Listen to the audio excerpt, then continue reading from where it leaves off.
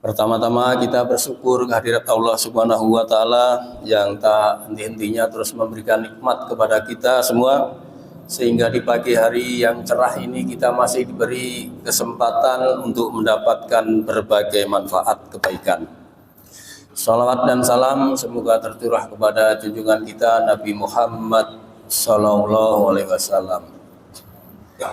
Jamaah Masjid Darul Arqam rahimakumullah, kajian subuh Mas Huda ya.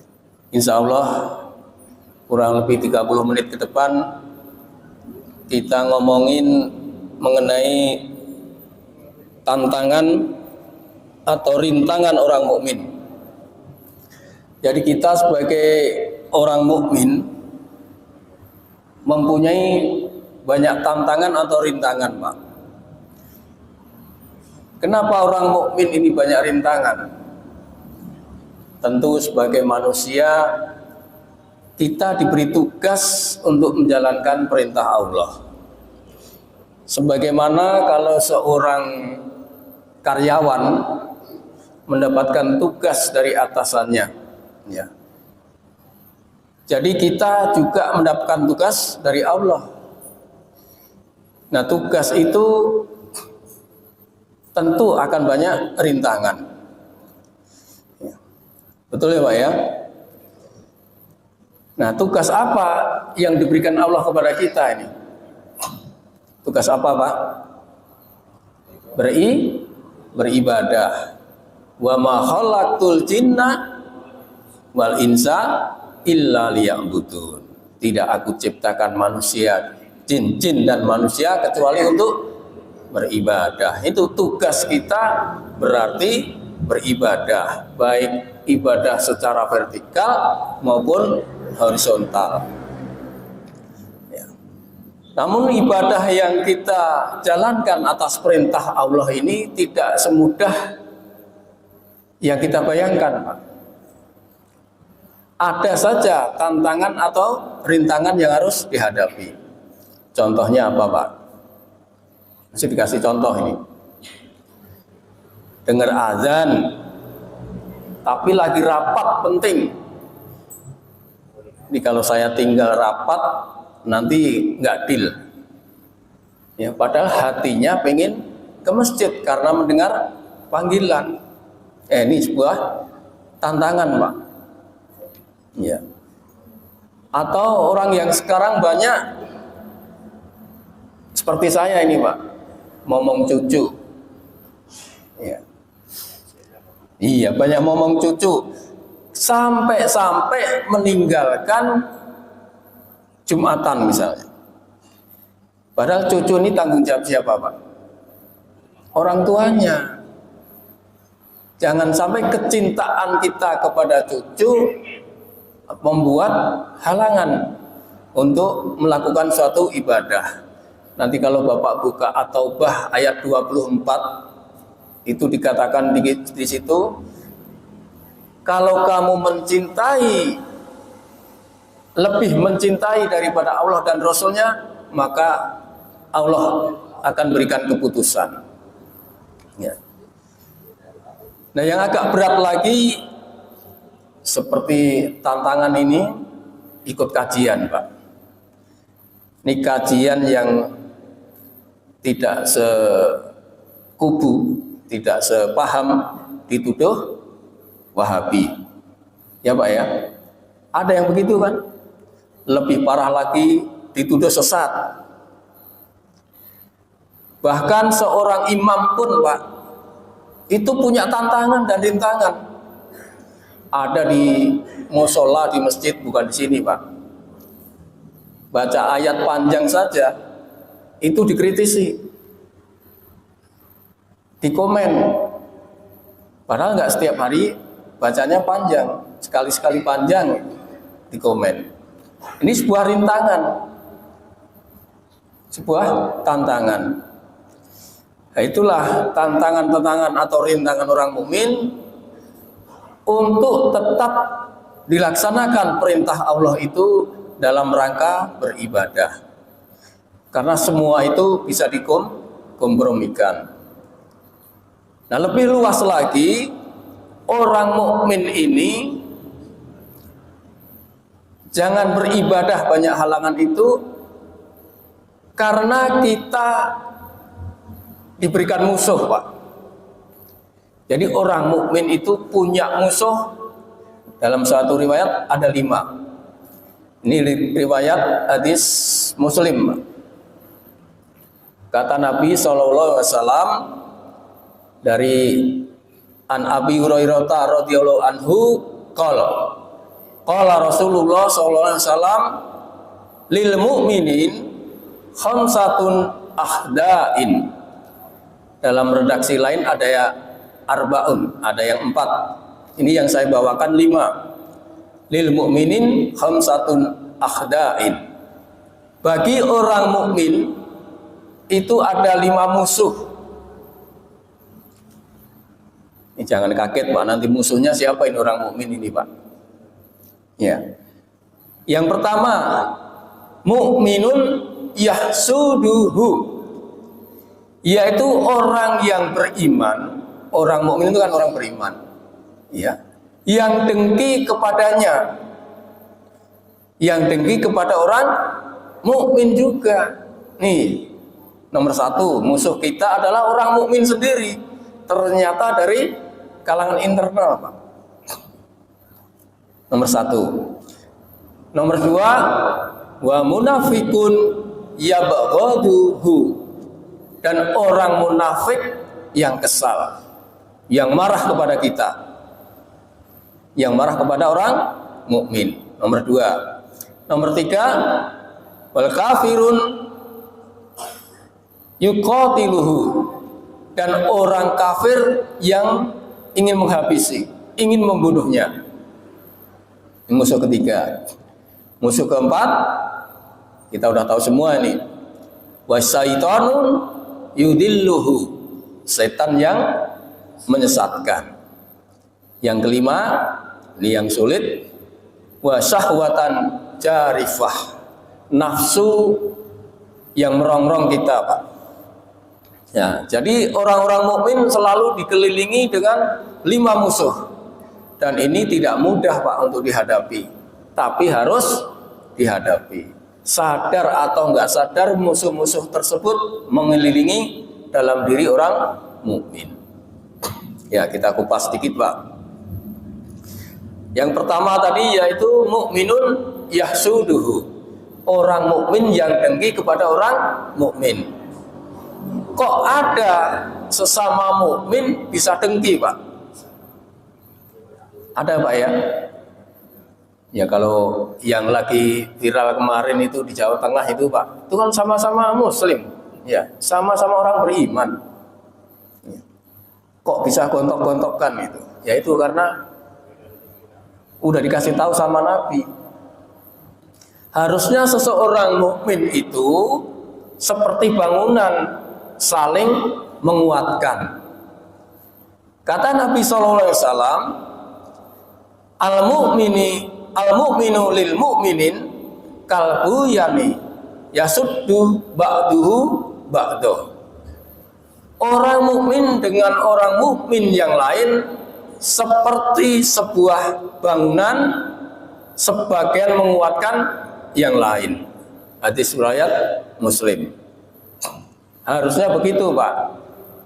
Antar orang mukmin itu seperti bangunan yang saling menguatkan. Tapi kenyataannya, kalau nggak sepaham, timbul kedengkian. Baik itu skala perorangan, golongan, ormas.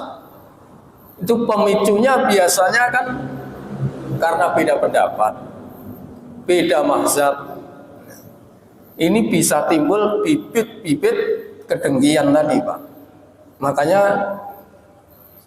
saling bermusuhan. Bisa juga kedengkian itu timbul dari sisi lain, apa itu? Dari hartanya, dari jabatan, atau keilmuan. Itu bisa memicu permusuhan, kedengkian. Misal harta tadi Pak, tetangga kita tiba-tiba beli mobil lah, itu aja Pak, beli mobil baru. Kira-kira bisa terbesit nggak dari tetangga lainnya itu, wah ini orang baru diangkat jadi PNS tahun kok sudah beli mobil. Terbesit ya Pak ya. Jadi hatinya mulai timbul curiga, timbul tuduhan. Ini jangan-jangan korupsi ini. Jangan-jangan ngenrit. Nah, ketinggian-ketinggian ini timbul karena keirian, Pak. Padahal kemuliaan seseorang itu tidak masuk ranah harta tetangga atau orang lain. Itu salah satu kecil soal harta saja, Pak. Soal keilmuan. Soal keilmuan ini, kalau penceramah zaman sekarang, Pak, biasanya kalau nggak ada gelar, jarang Pak dipanggil, Pak. Iya, Pak. Ustadz Pak Ijo, udah. Wah, nggak ada gelarnya ini. Bisa kurang laku, Pak. Padahal yang punya titel pun belum tentu mumpuni. Kadang isinya malah tulang aja, Pak. Padahal kata Ali bin Abi Thalib, apa itu? Unjur maqala wala tanjur mangkola. Perhatikan apa yang dibicarakan, jangan perhatikan orangnya. Boleh jadi ada anak kecil yang mengajak kepada tauhid, mengajak sholat pada orang tua. Pak, ayo Pak sholat Pak. Ada yang begitu. Itu lebih bagus daripada orang yang beribadah tanpa tuntunan. Yang beribadah tanpa tuntunan. Nah, itu kadang-kadang yang tidak diperhatikan apa yang diucapkan, tapi melihat siapa orang itu terkenal apa enggak, populer apa enggak. Itulah kedengkian di antara mukmin. Nah, ini dicontohkan di dalam Al-Quran itu ketika Nabi Yusuf dan Benyamin itu lebih dicintai ayahnya menurut saudaranya daripada mereka. Kita buka surat 12 ayat 8. Surat Yusuf. Allah berfirman, "A'udzubillahi minasyaitonirrajim. Ijqalu la Yusufu wa ahu ahabbu ila abina minna wa nahnu husbah. Inna abana lafi dhalalim mubin." Ketika mereka berkata, sesungguhnya Yusuf dan saudaranya, yaitu Benyamin, lebih dicintai ayah kita daripada kita. Padahal kita adalah satu golongan yang kuat, kata mereka. Berarti satu ikatan. Sungguh ayah kita dalam kekeliruan yang nyata. Sudah menyangka yang tidak baik, masih dituduh ayahnya keliru. Nah, maka timbullah kedengkian karena ada prasangka negatif sekaligus tuduhan. Jadi emang zaman dahulu sudah ada di antara orang mukmin itu saling dengki. Ya. Itu yang pertama. Yang kedua, tadi apa Pak?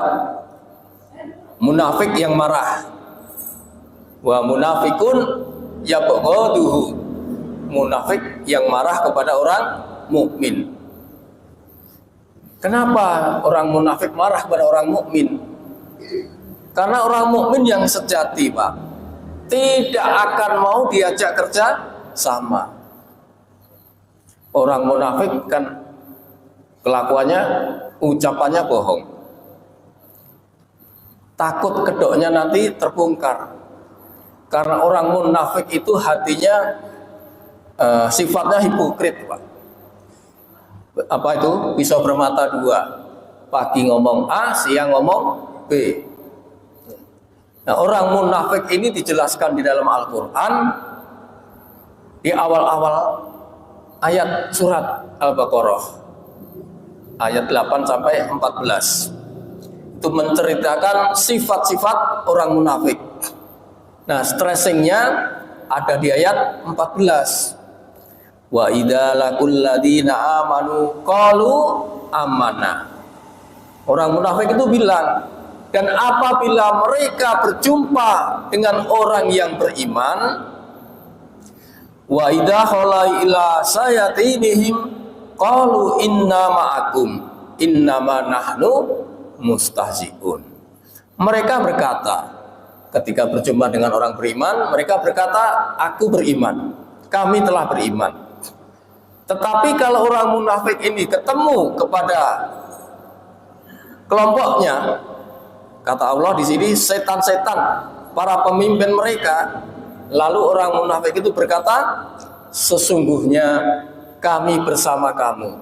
Kami dengan orang mukmin itu hanya mengolok-olok. Ya. Karena orang mukmin tentu bertawakalnya kepada Allah, jadi bertolak belakang. Makanya orang munafik pasti akan marah dengan orang-orang mukmin yang sejati. Ini kalau ada suatu institusi yang bobrok, di dalamnya itu kebanyakan kejahatan, ada orang mukmin di situ tidak mau diajak kerjasama, pasti marah. Paling tidak disingkirkan, dimutasi. Ya, makanya harus dikuatkan. Makanya kata Rasulullah SAW dirinci lagi, yaitu ayatul munafikin salasun, idza hadasa kadzab, wa idza wa'ada akhlaf, wa idza tu'mina khon. Ya. Jadi orang munafik itu kalau tanda-tandanya, kalau bicara bohong, kemudian kalau berjanji tidak menepati, kalau diberi amanah berkhianat. Ya. Itulah tanda-tanda munafik yang marah kepada orang-orang mukmin. Kemudian yang ketiga, kita percepat Pak, yaitu wa kafirun yuqatiluhu, yaitu orang kafir yang akan menghabisi atau membunuh orang mukmin. Kenapa orang kafir mau membunuh, menghabisi kita Pak, menghabisi orang mukmin ini Pak? Karena orang kafir pada umumnya itu menganggap orang mukmin itu musuh, di framing teroris, di framing Wahabi, ya, dan lain sebagainya.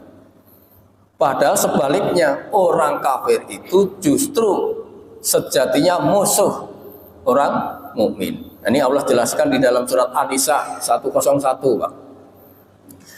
Dan apabila kamu pergi di bumi, maka tidaklah berdosa kamu mengkosor sholat jika kamu takut diserang orang kafir.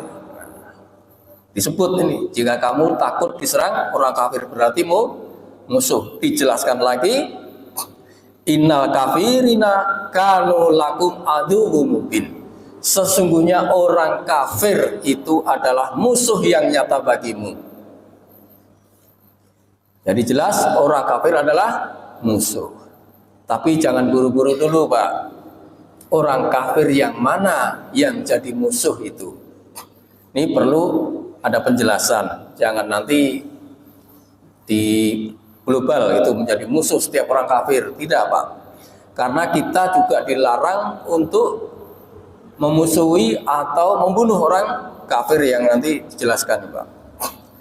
Ini ulama membagi kriteria beberapa orang kafir. Pertama yaitu kafir muharib atau kafir harbi. Ini kafir harbi ini yang memusuhi orang mukmin. Ini yang harus diperangi Pak.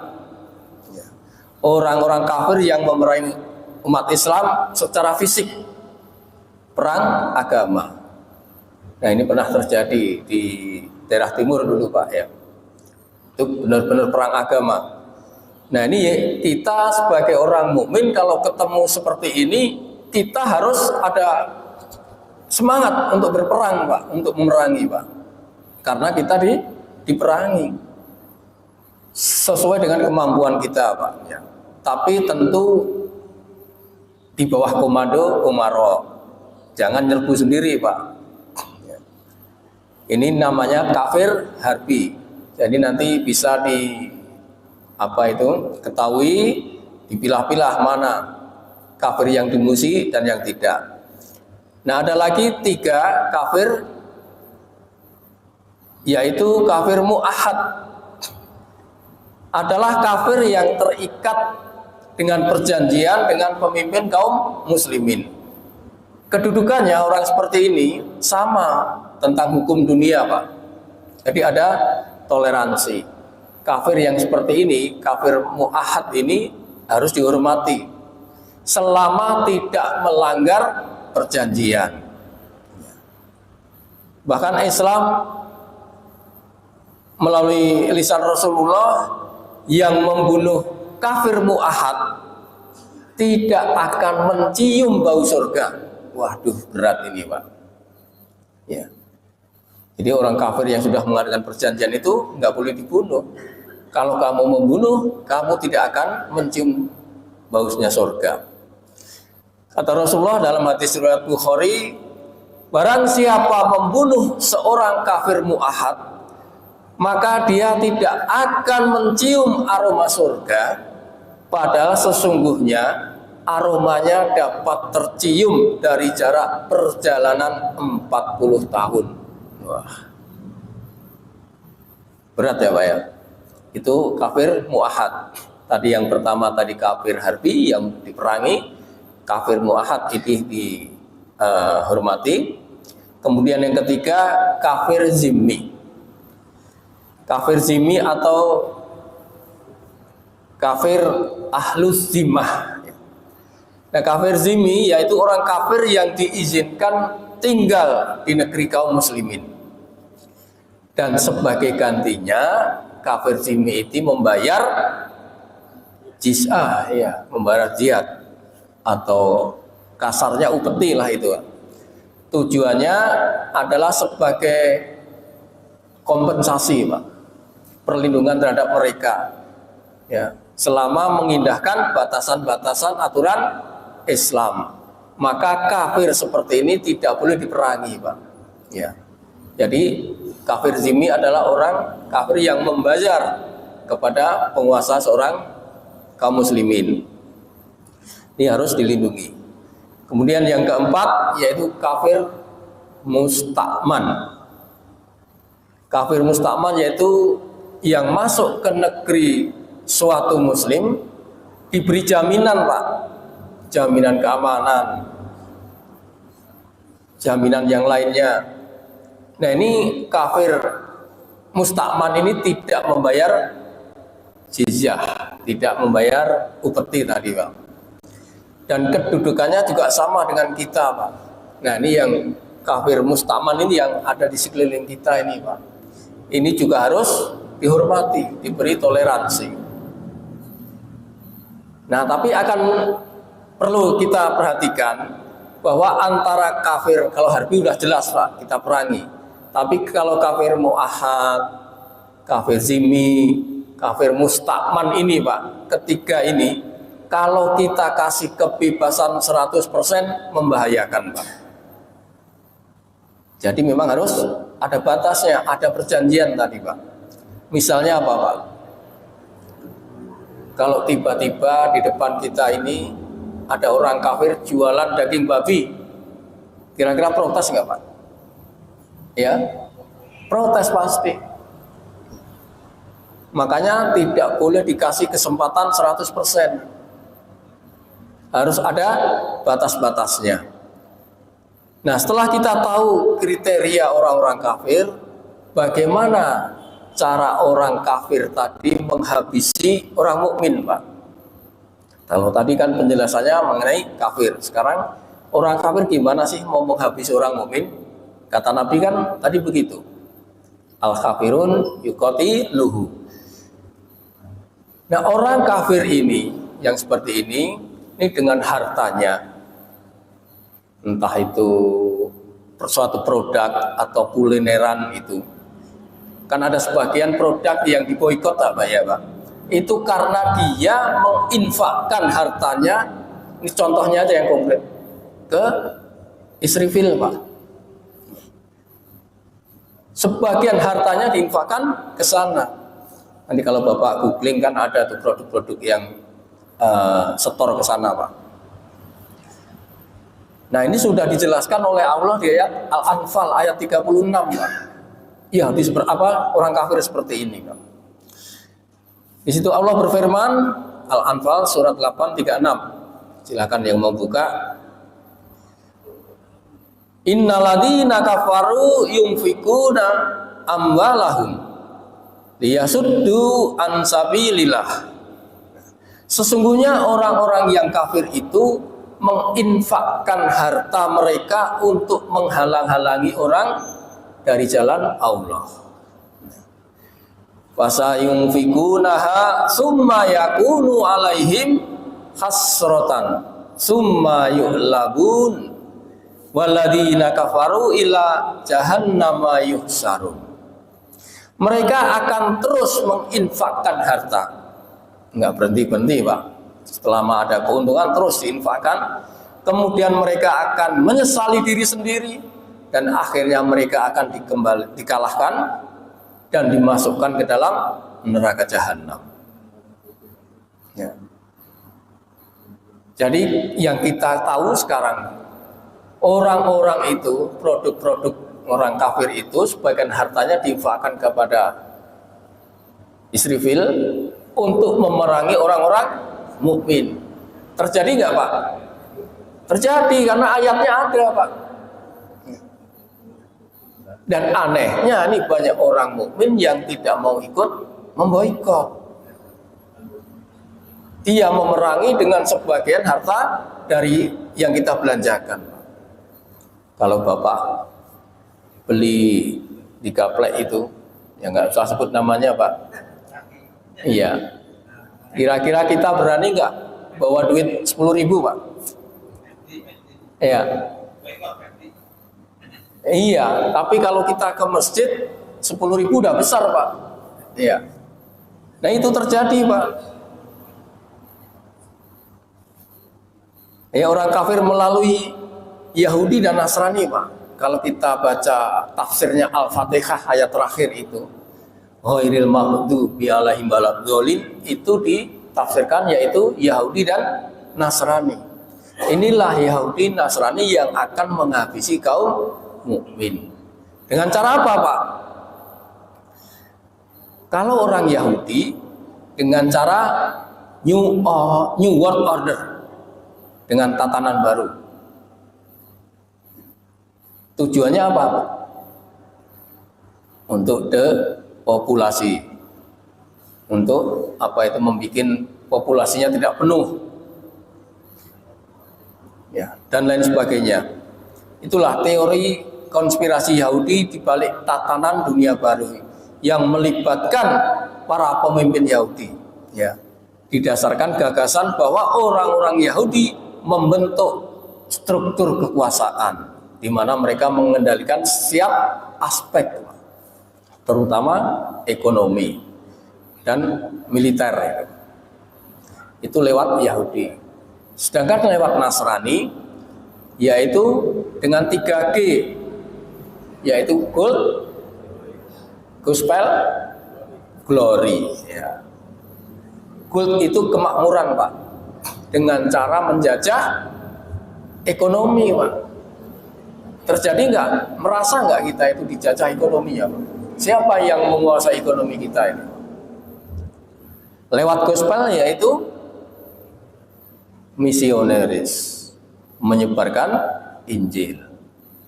Makanya ada istilah kristenisasi. Ini yang harus diwaspadai Pak. Kemudian glory, yaitu lewat kemuliaan dengan menghembuskan isu ras. Ini terjadi juga Pak. Makanya timbul rasis. Nah itulah cara-cara orang Yahudi dan Nasrani untuk menghabisi orang-orang mukmin. kita sudah dirusak dengan keempat ini ya Pak ya? Sudah belum Pak? Sudah kan ya? Makanya Allah kasih tahu di Al-Baqarah 120 itu. Kalau Bapak dalami, oh ternyata benar ini. Walan yang tardo ankal yahudu wala soro hatta tatabi'a millatahum. Orang Yahudi dan Nasrani itu tidak akan senang kepadamu sebelum engkau mengikuti agama mereka. Itu Pak. Jadi memang ada kebencian orang-orang Yahudi Nasrani kepada kita. Ya. Nah, itulah beberapa penjelasan mengenai orang kafir yang akan membunuh kita. Tidak secara fisik barangkali, tetapi dengan ekonomi, dengan budaya. Oh, budaya apa sekarang? Apa itu pickpock? Apa itu namanya Pak? Wah, drakor. Nah. Itu lebih disenangi daripada kita ke kajian. Coba aja Pak, konser itu pasti penuh Pak kalau orangnya terkenal. Pengajian jarang penuh Pak. Itu bukti bahwa hadis Nabi SAW tadi terjadi pada zaman-zaman akhir. Nah kemudian yang terakhir, masih cukup ya Pak? Saya gabung aja lah. Yang terakhir tadi yaitu wasaitonu yudilluhu, yaitu setan yang menyesatkan, dan sahwatan jarifah, yaitu nafsu yang merongrong kita. Ini dua-duanya ini musuh gaib kita Pak, musuh yang tidak bisa kita lihat. Dua-duanya itu baik setan maupun nafsu. Karena nafsu ini biasanya Pak, biasanya didorong oleh bisikan setan. Kalau seseorang tidak bisa mengendalikan nafsu, maka nafsu akan dikedepankan. Nafsu menjadi terdepan. Nah kalau gini, nafsu cenderung kepada keburukan. Kalau udah dikedepankan itu Pak. Kata Allah, inna nafsa la amaratun bisu. Sesungguhnya nafsu itu mendorong pada kejahatan. Udah jelas itu. Tapi ada juga illama rahima rabbi, tapi ada nafsu yang dirahmati. Misalnya apa nih nafsu yang dirahmati Pak? Nafsu makan Pak. Karena ada nafsu makan Pak. Kalau kita makannya dengan doa, apa? Nilainya pahala, rahmat turun. Nafsu jima, jima itu bukan tabu ya Pak. Kan ada nafsu Pak. Gimana kalau nggak ada nafsu mau jima? Disertai dengan doa, ada pahala Pak. Doanya apa Pak? Doanya apa enggak ini? Saya kalau tahu saya di pernikahan, saya suruh ngapalin Pak ini doa ini Pak. Penting, kalau enggak bikin tulisan tempel nanti. Bagaimana memerangi nafsu nih Pak? Nah ini yang harus kita kendalikan. Yang pertama tentu kalau kita sendiri nggak akan bisa melawan nafsu itu tanpa pertolongan Allah. Yaitu dengan minta pertolongan kepada Allah ketika ada godaan, bisikan setan, nafsu yang ingin dikembangkan, minta pertolongan kepada Allah. A'udzubillahi minasyaitonir rajim. Yang kedua, harus punya ilmu Pak. Berilmu. Kalau kita udah berilmu, nanti akan ketemu Pak. Kita sering ngaji ini akan ketemu namanya ikhlas. Nah kalau sudah ikhlas, orang ikhlas ini nggak akan mempan diganggu setan Pak.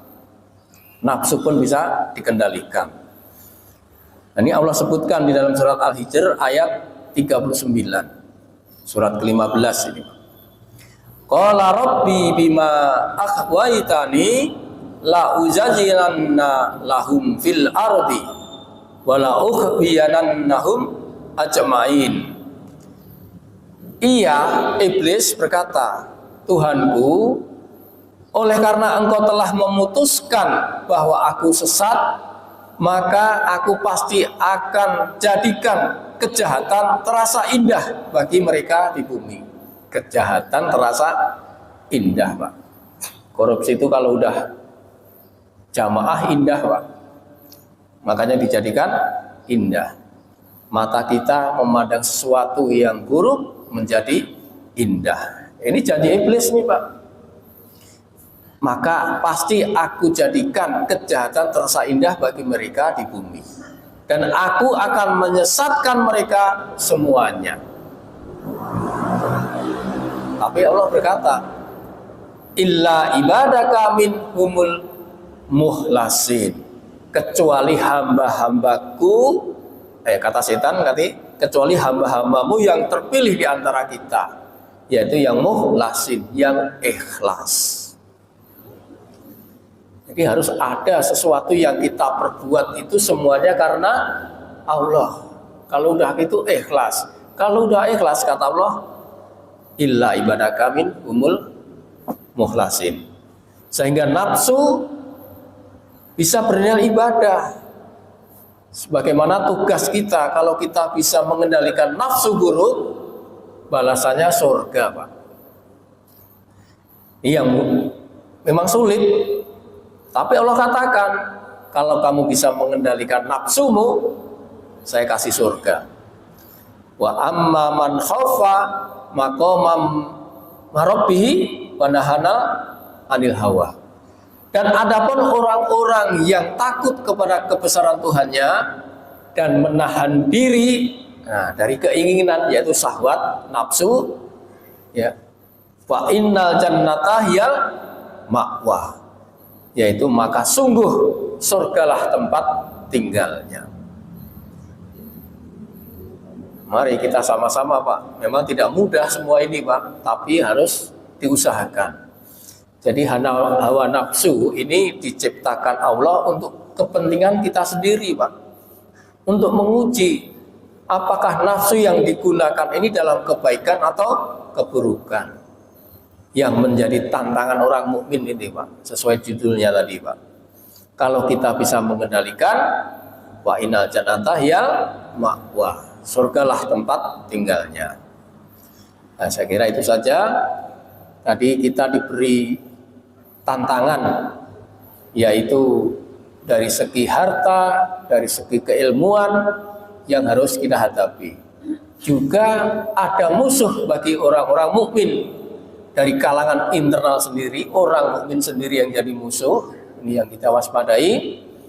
Kemudian orang munafik yang marah kepada kita, orang kafir yang akan membunuh kita, juga setan dan nafsu yang harus kita hindari.